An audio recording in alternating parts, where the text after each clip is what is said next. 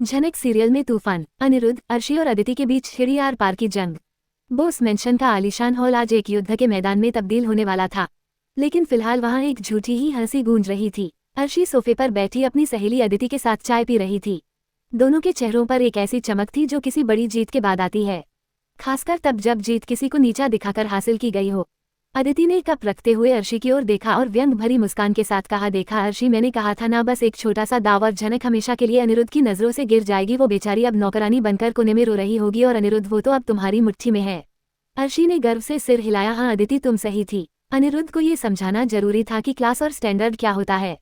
उस लड़की ने मेरे घर में बहुत जगह घेर ली थी, अब वक्त आ गया था उसे उसकी असली जगह दिखाने का। तभी मुख्य दरवाजा जोरदार आवाज के साथ खुला। वह आवाज इतनी तेज थी कि हॉल में मौजूद हर शख्स कांप गया। अनिरुद्ध अंदर दाखिल हुआ। उसका चेहरा तमतमाया हुआ था, माथे की नसें तनी हुई थी और आंखों में ऐसा गुस्सा था जो शायद बोस परिवार ने पहले कभी नहीं देखा था। उसके हाथ में एक फाइल थी जिसे उसने आते ही कांच की मेज पर इतनी जोर से पटका कि मेज पर रखा फूलदान गिरकर चकनाचूर हो गया। कांच टूटने की आवाज ने अर्शी और अदिति की हंसी पर पूर्ण विराम लगा दिया। हॉल में सन्नाटा पसर गया, एक ऐसा सन्नाटा जो आने वाले तूफान का संकेत था। तनुजा, बिपाशा और शुभो भी अपने कमरों से बाहर निकल आए। अनिरुद्ध का ये रौद्र रूप देखकर उनके कदम वहीं ठिठक गए। अनिरुद्ध ने एक पल के लिए कुछ नहीं कहा, वह सिर्फ भारी सांसें ले रहा था। उसकी नजरें बाज की तरह पहले अर्शी पर और फिर अदिति पर टिकी। अदिति जो कुछ पल पहले तक बहुत आत्मविश्वास में थी, अनिरुद्ध की जलती हुई आंखों को देखकर अपनी साड़ी का पल्लू ठीक करने लगी। उसके हाथ कांप रहे थे। अनिरुद्ध ने धीमी लेकिन बेहद कड़क आवाज में बोलना शुरू किया, हंसी रुक क्यों गई? हंसो और जोर से हंसो, क्योंकि यही तो तुम दोनों का असली चेहरा है ना? अर्शी खड़ी हो गई। अनिरुद्ध, तुम ऐसे क्यों बात कर रहे हो? क्या हुआ? क्या हुआ? अनिरुद्ध चिल्लाया। उसकी आवाज हॉल की दीवारों से टकराई। तुम्हें मुझसे पूछ रही हो क्या हुआ? तुम्हें तो जश्न मनाना चाहिए अर्शी, क्योंकि तुम्हारी साजिश कामयाब हो गई है। लेकिन अफसोस, तुम्हारा झूठ ज्यादा देर टिक नहीं पाया। अनिरुद्ध ने अदिति की ओर उंगली उठाई। अदिति ने नजरें चिराने की कोशिश की। अनिरुद्ध जी, आप शायद गलतफहमी का शिकार हैं। गलतफहमी? अनिरुद्ध उसके करीब गया, इतना करीब कि अदिति डर के मारे 2 कदम पीछे हट गई। गलतफहमी मुझे तब थी जब मैंने तुम्हें अर्शी की दोस्त और इस घर का मेहमान समझा था, लेकिन तुम मेहमान नहीं, एक जहर हो जिसने अर्शी के दिमाग में और इस घर की शांति में आग लगाई है। अनिरुद्ध ने टेबल पर पटकी हुई फाइल खोली और उसमें से कुछ तस्वीरें और पेपर्स निकालकर हवा में लहराए। देखो इसे, ये है तुम्हारी करतूतों का सबूत। तुम कहती थी कि पार्टी में झनक ने शराब पीकर तमाशा किया था।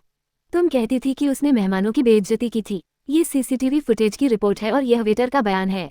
इसमें साफ दिख रहा है अदिति कि तुमने जानबूझकर झनक की ड्रिंक में नशा मिलाया था। तुमने उसे धक्का दिया था ताकि वो गिर जाए और सबकी नजरों में गिर जाए। ये खुलासा होते ही अर्शी के पैरों तले जमीन खिसक गई। उसे पता था कि उन्होंने क्या किया है, लेकिन उसे अंदाजा नहीं था कि अनिरुद्ध इतनी गहराई तक जाकर सच पता कर लेगा। घर वाले तनुजा और बिपाशा भी हैरान थे। उन्हें झनक पसंद नहीं थी, लेकिन ऐसी घटिया साजिश की उम्मीद उन्हें भी नहीं थी। अनिरुद्ध, ये झूठ है, ये सब डॉक्टर्ड है। अर्शी ने चिल्लाकर डिफेंस करने की कोशिश की। चुप रहो अर्शी, आज तुम बीच में नहीं बोलोगी। आज बात उस इंसान की हो रही है जिसे तुम अपनी सहेली कहती हो। अदिति, तुम्हें क्या लगा झनक बेसहारा है, उसका कोई नहीं है तो तुम उसके चरित्र पर कीचड़ उछालोगी और मैं चुप रहूंगा? अनिरुद्ध का गला भर आया, लेकिन गुस्सा कम नहीं हुआ। तुम जैसी औरतें जो खुद को हाई सोसाइटी का हिस्सा कहती हैं, तुम्हारी सोच गटर से भी नीची है। झनक ने तुम्हारा क्या बिगाड़ा था? सिर्फ यही कि वो गरीब है, सिर्फ यही कि वो सच बोलती है। अदिति अब रोने का नाटक करने लगी। अर्शी, देखो तुम्हारा मंगेतर मेरे साथ कैसी बदतमीजी कर रहा है। मैंने तो बस तुम्हारी भलाई के लिए मेरी भलाई। अनिरुद्ध हंसा, एक सूखी और कड़वी हंसी। तुमने अर्शी की भलाई नहीं की, तुमने उसकी असुरक्षा को हवा दी। तुमने उसे विश्वास दिलाया कि उसे झनक से खतरा है, जबकि खतरा उसे तुम्हारी जैसी दोस्तों से है जो उसकी पीठ पीछे उसे इस्तेमाल करती हैं। अब अर्शी का सब्र का बांध टूट गया। उसे लगा कि अनिरुद्ध ये सबके सामने उसकी बेइज्जती कर रहा है। वो भी उस लड़की के लिए बस बहुत हो गया। अनिरुद्ध, अर्शी चीखी, तुम एक बाहरी लड़की के लिए अदिति को और मुझे सुना रहे हो? हाँ, किया हमने ऐसा, और मैं फिर करूंगी, क्योंकि जब तक वो लड़की इस घर में है मुझे चैन नहीं मिलेगा। तुम अंधे हो चुके हो अनिरुद्ध, तुम्हें दिखता नहीं कि वो हमारे बीच आ रही है। अनिरुद्ध ने अर्शी की आंखों में देखा। वहां उसे प्यार नहीं, सिर्फ जिद और अहंकार दिखाई दिया। उसने अपनी आवाज को सामान्य किया जो चिल्लाने से ज्यादा खतरनाक लग रही थी। अर्शी, झनक हमारे बीच नहीं आ रही थी। हमारे बीच अगर कोई आया है तो वो तुम्हारा ये घमंड और तुम्हारा ये अंधापन है। आज तुमने साबित कर दिया कि तुम अर्शी मुखर्जी जरूर हो, लेकिन तुम इंसान कहलाने लायक नहीं हो। अनिरुद्ध ने अदिति की तरफ दरवाजे का इशारा किया। निकल जाओ इसी वक्त, इससे पहले कि मैं पुलिस को बुलाऊं और ड्रिंक स्पाइकिंग के जुर्म में तुम्हें जेल भिजवाऊं। दफा हो जाओ मेरे घर से, और आज के बाद अगर तुम्हारी परछाई भी अर्शी या मेरे परिवार के आसपास दिखी तो मैं भूल जाऊंगा कि तुम एक औरत हो। अदिति ने अर्शी की तरफ मदद की उम्मीद से देखा। लेकिन अनिरुद्ध का तेवर देखकर अर्शी भी चुप रह गई। अदिति अपना पस उठाकर अपमान के घूंट पीकर वहां से भाग खड़ी हुई। अब हॉल में सिर्फ परिवार बचा था। अनिरुद्ध अर्शी की ओर मुड़ा। अब बात तुम्हारी अर्शी। अर्शी ने अपनी थोड़ी ऊपर उठाई, हालांकि अंदर से वह डरी हुई थी। क्या करोगे तुम? मुझे भी घर से निकालोगे? अंगूठी वापस मांगोगे? नहीं अर्शी, घर से निकालने और रिश्ते तोड़ने में मुझमें और तुम में यही फर्क है। मैं भागता नहीं, लेकिन आज मैं एक लकीर खींच रहा हूँ। यह आर पार की जंग है। अब तक मैं चुप था, रिश्तों की मर्यादा रख रहा था, लेकिन आज तुमने एक औरत होकर दूसरी औरत की इज्जत उछालने की कोशिश की है।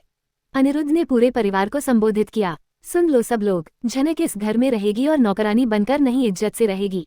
और अगर किसी ने, मैं दोहरा रहा हूँ, अगर किसी ने भी उसके खिलाफ कोई साजिश रची तो उसे मेरा सामना करना पड़ेगा, चाहे वह अदिति हो, मासी माँ हो या फिर तुम खुद अर्शी। अर्शी की आंखों से आंसू बहने लगे, लेकिन ये पछतावे के नहीं, हार के आंसू थे। तुम पछताओगे अनिरुद्ध, तुम एक दिन बहुत पछताओगे कि तुमने मुझे छोड़कर उसे चुना। मैं चुनाव नहीं कर रहा अर्शी, मैं बस आईना दिखा रहा हूँ, और आईने में अपनी शक्ल तुम्हें पसंद नहीं आ रही तो इसमें आईने की गलती नहीं है। अनिरुद्ध के जाने के बाद बोस मेंशन का हॉल सन्नाटे में डूबने की बजाय एक ज्वालामुखी बन गया। अर्शी जो अब तक आंसुओं का ढूंढ कर रही थी, अब अपने असली रूप में आ गई। उसने पास रखे कॉफी टेबल से फूलदान उठाया और पूरी ताकत से दीवार पर दे मारा।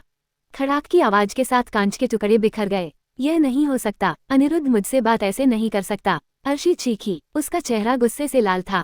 बिपाशा और तनुजा दौड़कर उसके पास आई। शांत हो जाओ अर्शी बेटा, शांत हो जाओ। अनिरुद्ध अभी गुस्से में है, उसे समझ नहीं आ रहा कि वो क्या कह रहा है। तुम तो जानती हो उस लड़की ने उस पर कोई काला जादू कर रखा है। काला जादू नहीं आंटी, यह उस नौकरानी की साजिश है। और अनिरुद्ध, वो तो अंधा हो चुका है। उसने आज सबके सामने अदिति को बेइज्जत करके निकाला, कल वो मुझे भी निकालेगा। अर्शी का अहंकार उसे यह स्वीकार नहीं करने दे रहा था कि गलती उसकी थी। उसने कांपते हाथों से अपना फोन निकाला और अपनी मां सृष्टि मुखर्जी को वीडियो कॉल किया।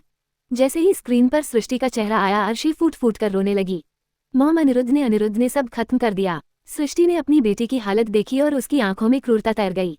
रोमाशी, मुझे सब बताओ, क्या किया उस लड़के ने? अर्शी ने नमक मिर्च लगाकर पूरी कहानी सुनाई। कैसे अनिरुद्ध ने अदिति को धक्के मारकर निकाला और कैसे उसने ऐलान किया कि झनक इस घर में इज्जत से रहेगी। सृष्टि की आवाज फोन से भी कड़क कर बाहर आई। अनिरुद्ध की इतनी हिम्मत, वह भूल रहा है कि उसका करियर और बोस परिवार की साख मुखर्जी परिवार के साथ जुड़ने से है। अर्शी, अब रोना बंद करो। अगर अनिरुद्ध युद्ध चाहता है तो हम उसे महायुद्ध देंगे। अपना सामान पैक करो। क्या अर्शी? चौकी में कहाँ जा रही हूँ? तुम अभी इसी वक्त ये घर छोड़कर मेरे पास आ रही हो। जब तक अनिरुद्ध अपनी नाक रगड़कर तुमसे माफी नहीं मांगता और उस झनक को घर से बाहर नहीं फेंकता, तुम बोस मेंशन में कदम नहीं रखोगी। देखते हैं उस नौकरानी के सहारे अनिरुद्ध कितने दिन अपनी इज्जत बचाता है। अर्शी के चेहरे पर एक कुटिल मुस्कान आ गई। इमोशनल ब्लैकमेल, यह उसका सबसे पुराना और कारगर हथियार था। उसने आंसू पोंछे। ठीक है मॉम, मैं अभी निकलती हूँ। उधर अनिरुद्ध अपने कमरे की बालकनी में खड़ा था, सिगरेट का धुआं उड़ाते हुए। वो सिगरेट पीता नहीं था, लेकिन आज तनाव इतना ज्यादा था कि उसे समझ नहीं आ रहा था कि खुद को शांत कैसे करें। तभी उसे पीछे कदमों की आहट सुनाई दी। उसने मुड़कर देखा, झनक खड़ी थी। झनक ने सिर झुका रखा था, उसकी उंगलियां साड़ी के पल्लू को मरोड़ रही थी। अनिरुद्धा, उसने धीमे स्वर में कहा। अनिरुद्ध ने सिगरेट बुझा दी। अंदर आओ झनक, वहां दरवाजे पर क्यों खड़ी हो? झनक अंदर आई, लेकिन उसकी आंखों में डर साफ था। आपने ये क्या किया अनिरुद्धा? आपने मेरे लिए अर्शी दीदी से झगड़ा मोल ले लिया, अदिति जी को घर से निकाल दिया। अब घरवाले मुझे और भी ज्यादा नफरत करेंगे। अनिरुद्ध ने उसके कंधों को थामा, उसकी पकड़ में मजबूती थी। झनक, मैंने ये तुम्हारे लिए नहीं किया, मैंने ये सच के लिए किया। कब तक तुम चुपचाप ये सब सहती रहती? अदिति ने तुम्हारी ड्रिंक में नशा मिलाया था। वह तुम्हारे चरित्र को, तुम्हारी आत्मा को मारना चाहती थी। क्या मैं खड़ा होकर तमाशा देखता? लेकिन समाज सच नहीं देखता अनिरुद्धा। वे बस ये देखेंगे कि एक नौकरानी की वजह से एक बड़ा रिश्ता टूट गया। मेरी वजह से आपकी बदनामी होगी। प्लीज आप अर्शी दीदी को रोक लीजिए, उनसे माफी मांग लीजिए। अनिरुद्ध ने झनक की आंखों में देखा। वहां उसे एक ऐसा रक्षक दिखाई दिया जिसकी कल्पना उसने कभी नहीं की थी। लेकिन उसके मन के एक कोने में एक डर बैठा था कि क्या अनिरुद्ध इस लड़ाई को अंत तक लड़ पाएगा या परिवार के दबाव में उसे भी झुकना पड़ेगा। आप बहुत अच्छे हैं अनिरुद्धा, लेकिन मैं नहीं चाहती कि मेरी वजह से आप अपने परिवार से दूर हो जाएं। मैं परिवार। शाम होते होते बोस मेंशन के हॉल में फिर से हलचल मच गई। अर्शी अपना सूटकेस लेकर नीचे उतर रही थी। उसके पीछे बिपाशा और तनुजा उसे रोकने की मिन्नतें कर रही थी। अर्शी मत जा, हम अनिरुद्ध को समझाएंगे, बिपाशा ने कहा। अर्शी सीढ़ियों के बीच में रुक गई। उसने ड्रामा रचे बिना कोई मौका नहीं छोड़ा। उसने जोर से आवाज लगाई, अनिरुद्ध नीचे आओ। अनिरुद्ध अपने कमरे से बाहर आया और सीढ़ियों के ऊपर खड़ा हो गया। उसने अर्शी और उसके सूटकेस को देखा। उसके चेहरे पर कोई भाव नहीं था। क्या हुआ अर्शी? मैं जा रही हूँ अनिरुद्ध, अर्शी ने धमकी भरे स्वर में कहा, और मैं तब तक वापस नहीं आऊंगी जब तक इस घर से यह गंदगी। उसने झनक के कमरे की तरफ इशारा किया। साफ नहीं हो जाती। आज तुम्हें चुनना होगा, मैं, मेरा परिवार, हमारा स्टेटस या फिर यह सड़क से उठाई हुई लड़की। हॉल में सन्नाटा छा गया। शुभू बोस ने उम्मीद से अनिरुद्ध की तरफ देखा। उन्हें लगा कि अनिरुद्ध अब पिघल जाएगा। आखिरकार अर्शी मुखर्जी को खोना कोई छोटी बात नहीं थी। अनिरुद्ध धीरे धीरे सीढ़ियां उतरा। वह अर्शी के ठीक सामने आकर खड़ा हो गया। तुमने फिर वही गलती की अर्शी, तुमने फिर मुझे चुनने को कहा। प्यार में शर्तें नहीं होती। और रही बात झनक की, तो वो गंदगी नहीं इंसान है। और अगर तुम्हारे जाने की शर्त यह है कि मैं किसी बेगुनाह को घर से निकाल दूं, तो अनिरुद्ध ने मुख्य दरवाजे की तरफ इशारा किया। तो दरवाजा खुला है। अर्शी शुभ यात्रा। ये सुनकर अर्शी को लगा जैसे किसी ने उसके गाल पर तमाचा मारा हो। तनुजा की चीख निकल गई। अनिरुद्ध, तू पागल हो गया है। अर्शी की आंखों में प्रतिशोध की ज्वाला भड़क उठी। ठीक है अनिरुद्ध बोस, बहुत घमंड है न तुम्हें अपनी सच्चाई पर। याद रखना, आज तुम मुझे घर से नहीं निकाल रहे। आज तुमने अपनी बर्बादी को न्योता दिया है। मैं तुम्हें बर्बाद कर दूंगी। अर्शी ने अपना सूटकेस उठाया और पैर पटकते हुए घर से बाहर निकल गई। बाहर खड़ी सृष्टि की कार में बैठकर वह चली गई, लेकिन पीछे छोड़ गई एक जहरीला माहौल। अर्शी के जाते ही घर का माहौल बदल गया। अब अनिरुद्ध अकेला पड़ गया था। शुभ बोस ने गुस्से में अनिरुद्ध की तरफ देखा। खुश हो, अब तोड़ दिया रिश्ता, डूबा दी हमारी साख, अब खुश रहो अपनी इस नौकरानी के साथ। तनुजा रोने लगी। मैं किस मुंह से सृष्टि को जवाब दूंगी। अनिरुद्ध, तूने मेरा दूध लजा दिया। अनिरुद्ध ने कुछ नहीं कहा। वह जानता था कि बहस करने का कोई फायदा नहीं है। वह मुड़ा और डाइनिंग टेबल की तरफ गया। छोटन काका, पानी दीजिए। लेकिन छोटन के आने से पहले ही बिपाशा ने जग उठा लिया। इस घर में अब तुम्हें पानी भी तब मिलेगा जब तुम अपने किए की माफी मांगोगे। और रही बात उस लड़की की, बिपाशा ने झटके कमरे की तरफ देखा जो डर के मारे बाहर नहीं आ रही थी। कल से झनक इस घर के अंदर नहीं बल्कि सर्वेंट क्वार्टर में रहेगी। अगर वो इस घर की इज्जत है जैसा तुम कहते हो, तो उसे अपनी औकात में रहना होगा। भाभी, अनिरुद्ध चिल्लाया। चिल्लाओ मत, शुभो ने डांटा। यह मेरा घर है अनिरुद्ध। अगर अर्शी इस घर की बहू नहीं बनेगी, तो जनक भी इस घर में मेहमान बनकर नहीं रहेगी। उसे सर्वेंट क्वार्टर जाना होगा, वरना वह अभी के अभी घर से बाहर जाएगी। अनिरुद्ध ने मुठ्ठियां भी ली। वह जानता था कि अगर उसने अभी ज्यादा विरोध किया तो पिता जनक को धक्के मारकर निकाल देंगे। उसके पास जनक को घर में रखने का फिलहाल यही एक रास्ता था। रात गहरी हो चुकी थी। बाहर मूसलाधार बारिश शुरू हो गई थी, जैसे प्रकृति भी बोस परिवार के क्लेश पर रो रही हो। जनक को सर्वेंट क्वार्टर में शिफ्ट कर दिया गया था। वह छोटी सी कोठरी जिसमें सीलन थी, जनक के लिए महल से कम नहीं थी, क्योंकि कम से कम वहां उसे उन ताने मारने वाले चेहरों को नहीं देखना था। लेकिन उसे चिंता खुद की नहीं, अनिरुद्ध की थी। अनिरुद्ध अपने कमरे में नहीं था। वह गार्डन में बारिश के बीचों बीच बेंच पर बैठा था। वह पूरी तरह भीग चुका था। उसका शरीर कांप रहा था, लेकिन वह अंदर जाने को तैयार नहीं था। उसे घर की दीवारों से घुटन हो रही थी। अर्शी का जाना, माता पिता की नफरत और झनक की लाचारी, सब कुछ उसके दिमाग में हथौड़े की तरह बज रहा था। क्यों सच बोलना इतना मुश्किल है? वो बारिश में चिल्लाया। तभी उसे चक्कर आने लगा। उसका माथा तप रहा था। तनाव और ठंड ने अपना असर दिखा दिया था। वो लड़खड़ाया और गीली घास पर गिर पड़ा। अनिरुद्धा, अंधेरे और बारिश के शोर के बीच एक आवाज आई। झनक, जो खिड़की से उसे देख रही थी, अब खुद को रोक नहीं पाई। परिवार की पाबंदियों को तोड़कर वो दौड़ती हुई गार्डन में आई। उसने अनिरुद्ध को जमीन पर बेसुध पड़े देखा। अनिरुद्धा, उठिए, प्लीज उठिए। झनक ने उसका सिर अपनी गोद में रख लिया। अनिरुद्ध का शरीर आग की तरह तप रहा था। झनक, अनिरुद्ध ने बेहोशी में बुदबुदाया। मुझे छोड़कर मत जाना, सब चले गए, तुम मत जाना। झनक के आंसू बारिश पानी में मिल गए। मैं कहीं नहीं जा रही अनिरुद्धा, मैं यही हूँ। उसने अपनी पूरी ताकत लगाकर अनिरुद्ध को उठाया। वह भारी था, लेकिन झनक की इच्छाशक्ति उसे सहारा दे रही थी। वह उसे खींचते हुए सर्वेंट क्वार्टर की तरफ ले जाने लगी, क्योंकि मुख्य घर का दरवाजा अंदर से बंद था और वह किसी को जगाकर तमाशा नहीं करना चाहती थी। सर्वेंट क्वार्टर के अंदर झनक ने अनिरुद्ध को अपनी टूटी हुई खाट पर लेटाया। उसके पास सूखी चादर नहीं थी, तो उसने अपनी एक पुरानी साड़ी निकालकर उसे ढका। अनिरुद्ध बुरी तरह ठंड से कांप रहा था। वह बड़बड़ा रहा था, अर्शी, झूठ, सब झूठ है, झनक सच है। झनक ने पास रखे छोटे से स्टोव पर पानी गर्म किया। उसने अपना दुपट्टा फाड़कर गर्म पानी में भिगोकर अनिरुद्ध के माथे और पैरों की सिकाई करने लगी। बाहर बिजली कड़क रही थी, लेकिन उस छोटी सी कोठरी में एक अजीब सी शांति थी। ये पहली बार था जब वह दोनों दुनिया की नजरों से दूर इतने करीब थे। अनिरुद्ध ने अपनी आंखें थोड़ी खोली। धुंधली नजरों से उसने झनक को देखा, जो उसके पैरों के पास बैठी उसकी सेवा कर रही थी। तुम, अनिरुद्ध की आवाज में कंपन था, तुम क्यों कर रही हो ये सब? मैंने तुम्हें मुसीबत के सिवा क्या दिया है?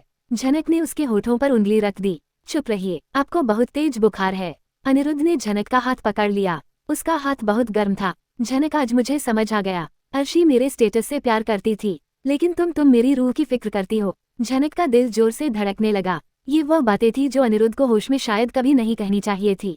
अनिरुद्ध, आप होश में नहीं है, सो जाइए। लेकिन अनिरुद्ध ने उसका हाथ नहीं छोड़ा। मैं होश में हूँ झनक, शायद पहली बार होश में हूँ। ये समाज, ये परिवार, ये हर्षी, सब एक मुखौटा है। असली रिश्ता वो है जो इस वक्त इस टूटी हुई छत के नीचे हमारे बीच में है। अनिरुद्ध की आंखों से एक आंसू लुढ़का। अगर मैं आज मर भी जाऊं तो मुझे अफसोस नहीं होगा, क्योंकि मेरे पास कोई तो है जो मेरे लिए रोएगा। जनक ने अनिरुद्ध के माथे को चूमा, एक ऐसा कदम जो उसने अनजाने में उठाया था। भावनाओं के अतिरेक में आप नहीं मरेंगे अनिरुद्धा, मैं आपको कुछ नहीं होने दूंगी। आपकी झनक आपकी ढाल है।